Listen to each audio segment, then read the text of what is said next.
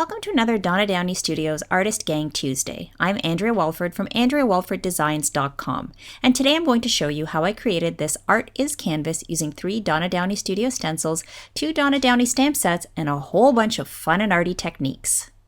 So today I'm working on a 12 by 12 inch artist canvas board.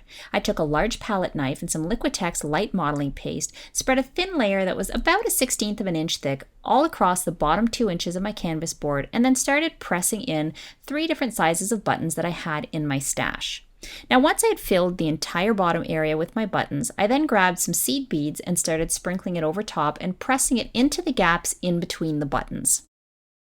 I then grabbed my palette knife again and spread a very thin layer of that same modeling paste all across the surface of the buttons and beads.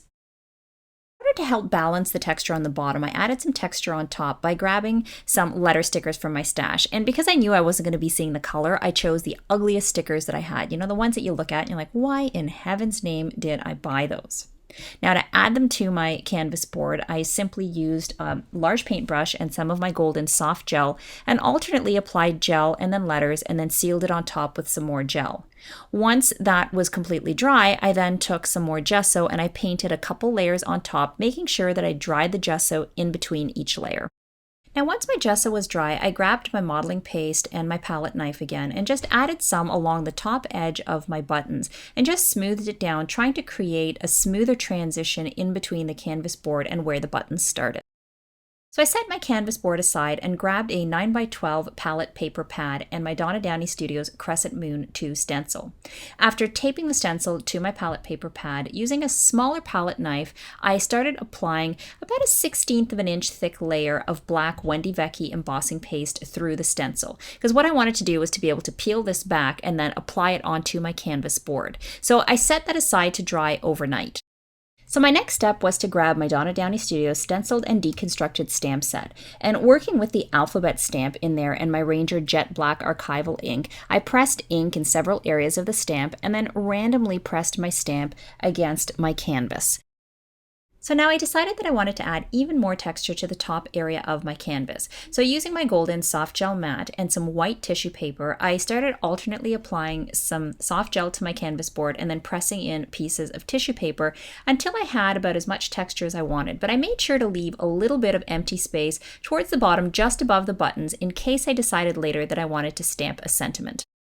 So at this point in the process, I was ready to start adding paint. So I started off by coating the entire canvas board with a couple of layers of gesso once again to prime the surface and cover up the textural layer beneath.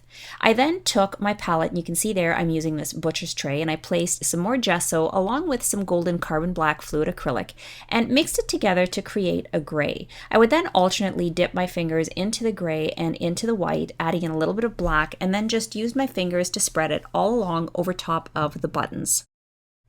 So once I had finished with the first gray layer, I then did the same thing using my golden teal paint and some more gesso and just started alternately dipping my finger into the teal paint and the gesso and applying a layer of color for probably about the top half of my canvas board.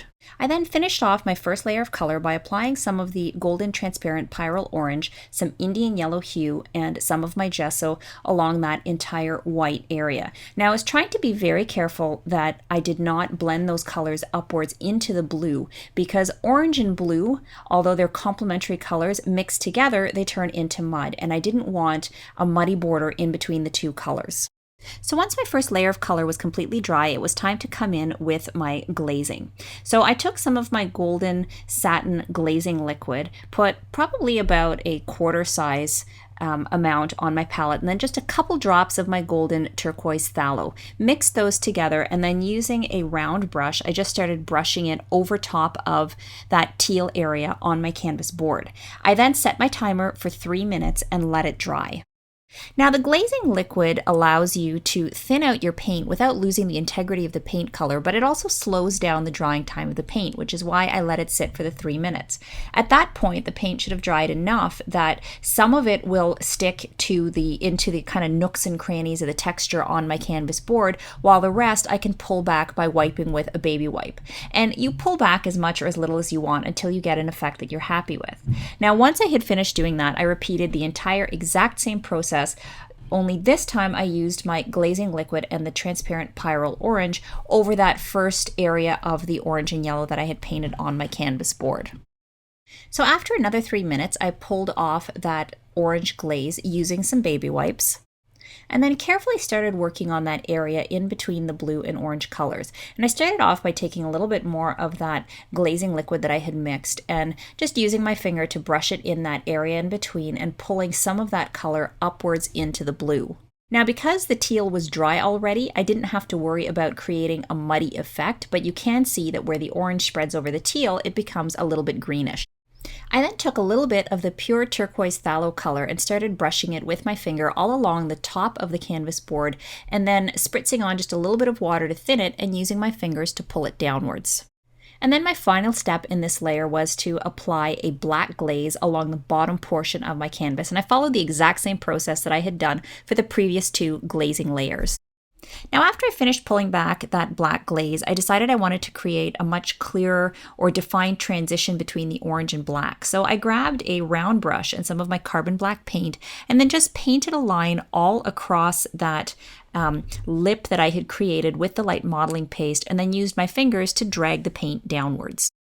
So at this point, I still wasn't happy with that area in between the orange and the blue. So I grabbed some of my golden heavy-bodied teal paint, which is quite an opaque paint, and using my fingers and the occasional spritzes of water, I started applying that in that transitional area, using my fingers to blend over that area and then pulling some of it upwards and downwards into the orange area. And then after I finished with the teal and it was mostly dry, I then grabbed some more of that turquoise phthalo and started pulling that downwards as well.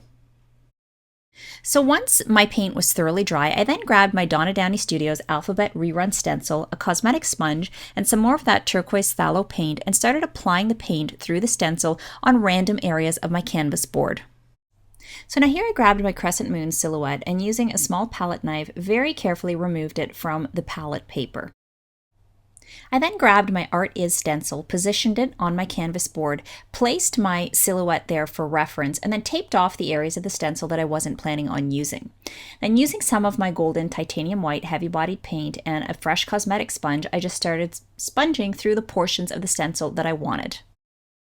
Now, while I was waiting for my paint to dry, I grabbed my Montana Shock White paint marker and just started drawing a dotted line all across the top edge of my bottom area. Now, once I knew my sentiment was thoroughly dry, I then grabbed my Molotow extra fine black paint pen and started outlining the letters, just so that the borders of the letters would be more crisp and it would help the sentiment pop. Now here I decided that my dashed white line was a little bit too stark, so I just added some diagonal lines all the way across using my Sharpie black poster paint pen. Now just to add a little bit more texture to my canvas, I grabbed the number stamp from the Stenciled and Deconstructed stamp set and my Monarch Orange archival ink and just randomly stamped it in a few areas. I then stuck down my silhouette to my canvas using some of my soft gel matte medium. My little finishing touch in this area was to stamp the Be True sentiment from the Donna Downey Art and Possibility stamp set in jet black archival ink just to the right of the silhouette's foot. Now, I'm not sure exactly why, but at this point I was feeling like I needed a little bit of subtle color along the bottom of the canvas, so I grabbed my Silk's Acrylic Glaze Key Lime color and used my finger to brush it all along the bottom area over top of those painted buttons, and then I brought some of that color into the top area of the canvas as well. So my very last step was to add a little bit of shading around my image to make it feel more a part of the canvas. And I did this by taking my Scarlet Red Pitt Artist Big Brush pen, applying it a little at a time, and then rubbing it out with my finger and an almost dry baby wipe. So there you have it. That's how I created my Art Is canvas. I hope you enjoyed this tutorial, and I look forward to creating with you again.